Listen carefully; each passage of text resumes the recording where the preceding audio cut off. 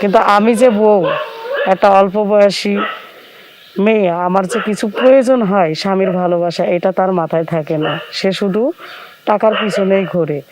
আর এই নিঃসঙ্গতায় আমার ধর্ম ভাইয়ের সাথে আমার একটা রিলেশন হয়ে যায়। তো আমরা দিনকাল অনেক ভালোই কাটছিল, আমরা অনেক হ্যাপি ছিলাম। হঠাৎ করে পাড়া প্রতিবেশী গবেষণা করা শুরু করলো। তখন সবাইকে থামিয়ে বললাম যে সে আমার এক ছোট ভাই, আমি তাকে ভাইয়ের মতো দেখি। কিন্তু নিঃসঙ্গতা এমনই একটা জিনিস যা মানুষকে কুরে কুরে খায়। আর আমাদের এই বয়সে প্রতিটা মানুষে চায় স্বামীর ভালোবাসা, যেটা অল্প বয়স থেকে আমি বঞ্চিত।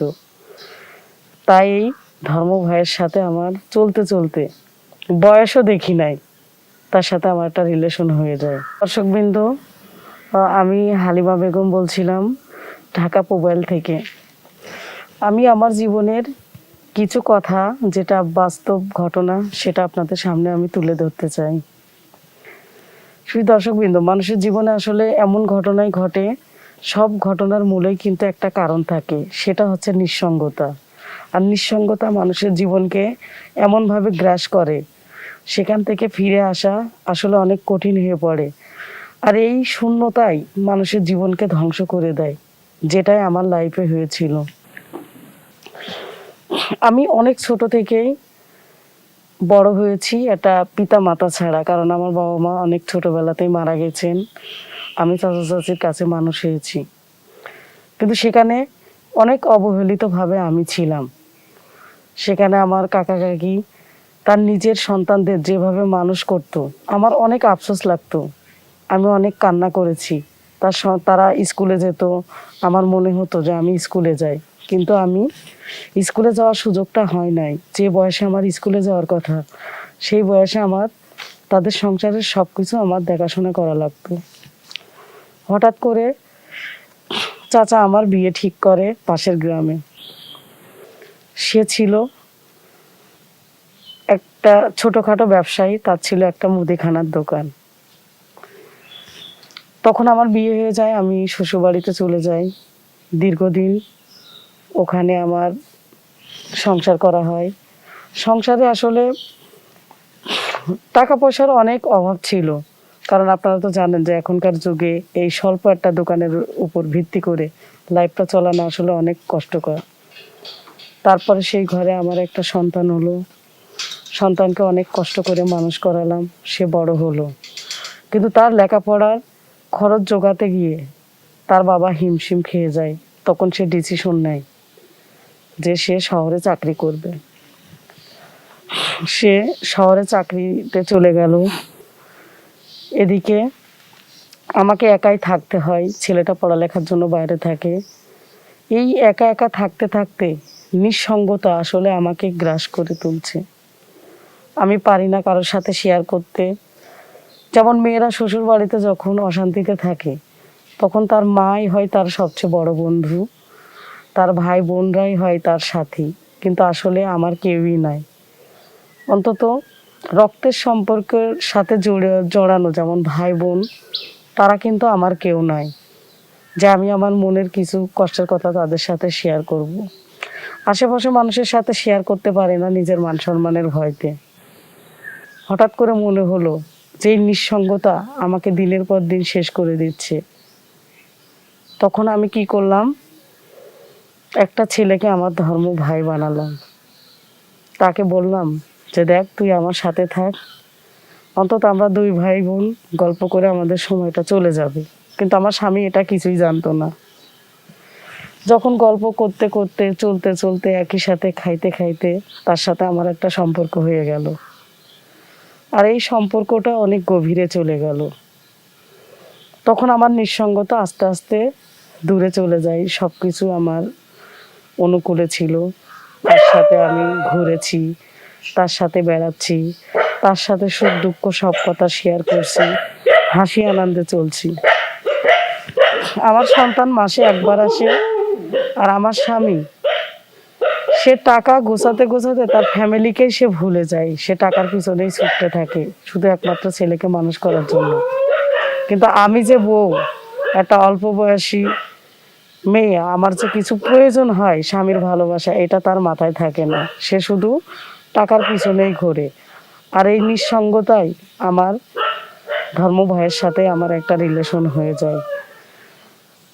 তো আমরা দিনকাল অনেক ভালোই কাটছিল, আমরা অনেক হ্যাপি ছিলাম। হঠাৎ করে পাড়া প্রতিবেশী গবেষণা করা শুরু করলো। তখন সবাইকে থামিয়ে বললাম যে সে আমার এক ছোট ভাই, আমি তাকে ভাইয়ের মতো দেখি। কিন্তু নিঃসঙ্গতা এমনই একটা জিনিস যা মানুষকে কুরে কুরে খায়। আর আমাদের এই বয়সে প্রতিটা মানুষে চায় স্বামীর ভালোবাসা, যেটা অল্প বয়স থেকে আমি বঞ্চিত। তাই এই ধর্ম ভাইয়ের সাথে আমার চলতে চলতে, বয়সও দেখি নাই, তার সাথে আমার একটা রিলেশন হয়ে যায়। এভাবে দীর্ঘ 2 বছর কেটে গেল। কাটতে কাটতে হঠাৎ একদিন আমার হাজব্যান্ড বাড়িতে আসলো। মানে ও যে এইভাবে না বলে আসবে, হয়তো কোনো গ্রামবাসী তাকে কোনো কথা বলেছে কিনা আমি বলতে পারবো না। হঠাৎ করে সে দরজায় নক করে। তখন আমি চিন্তা করলাম এই মধ্যরাত্রে কে দরজায় নক করে। তখন কি করলাম, আমার ধর্ম ভাই সাদিককে আমি খাটের নিচে লুকিয়ে রাখলাম। দরজাটা খুললাম। আমি তাকে জিজ্ঞাসা করলাম, তুমি হঠাৎ করে এই রাতে? কয় কি না, এমনিতেই আসলাম, অনেকদিন ধরে ভাবছি বাড়িতে আসবো, আশাই হয় না ব্যস্ততার জন্য, তাই চলে আসলাম। তারপরে ভালো মন্দ সবকিছু কথাবার্তা বলা হলো।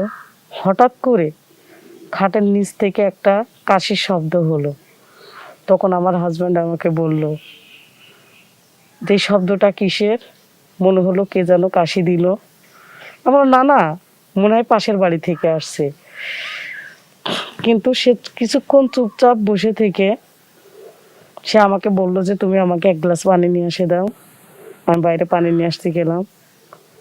তখন এসে দেখি সে আলমারির পিছনে খোঁজে, বাথরুমে কি যেন খোঁজে। আমি তাকে জিজ্ঞেস করলাম, তুমি কি খুঁজতেছো? কয় কি না না, তুমি আমার খাবারের ব্যবস্থা করো টেবিলে, আমি আসতেছি। পরক্ষণে আমি খেয়াল করি সে সব জায়গাতেই কি যেন একটা খোঁজে। অবশেষে সে খাটের নিচে দেখলো সাদিক লুকানো। তখন তাকে খাটের নিচ থেকে বের করে এনে বললো, তুমি কি? তখন বলে যে আমি সাদিক। কয় কি তুমি এই রুমে কেন? এত রাত্রে একটা মেয়ের রুমে তুমি কেন?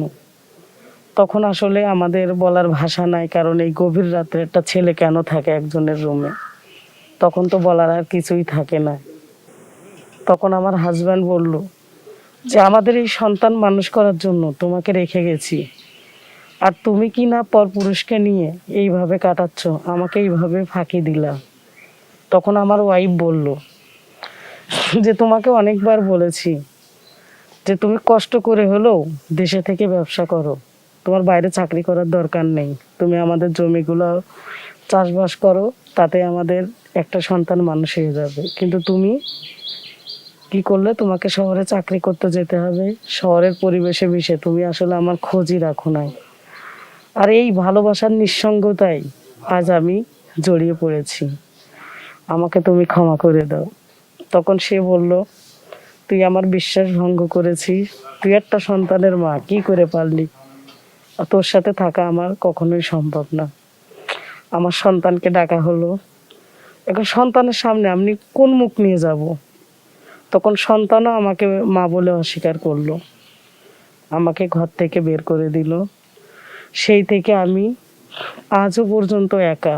আর এই একাকিত্বই আমার লাইফকে গ্রাস করছে। একদিন হয়তো আমি সবার থেকে মারা যাব, আমার অস্তিত্বটাও থাকবে না। তাই আমি সমাজের সকল ভাই বোনদের উদ্দেশ্যে আমি বলছি যে যত কষ্টই হোক, স্বামীর অবাধ্য হয়ে কখনোই আপনারা এমন কিছু করবেন না যেটা সমাজ থেকে আপনাকে বিতাড়িত করে দেয়, যেটা সমাজ থেকে আপনাকে একাকিত্ব করে দেয়। শুধু দর্শকবৃন্দ, আমার গল্পটা যদি আপনাদের কিছুটা ভালো লেগে থাকে, তাহলে আমাদের এই চ্যানেলটি বেশি বেশি সাবস্ক্রাইব করবেন, লাইক কমেন্ট শেয়ার করবেন। আসসালামু আলাইকুম।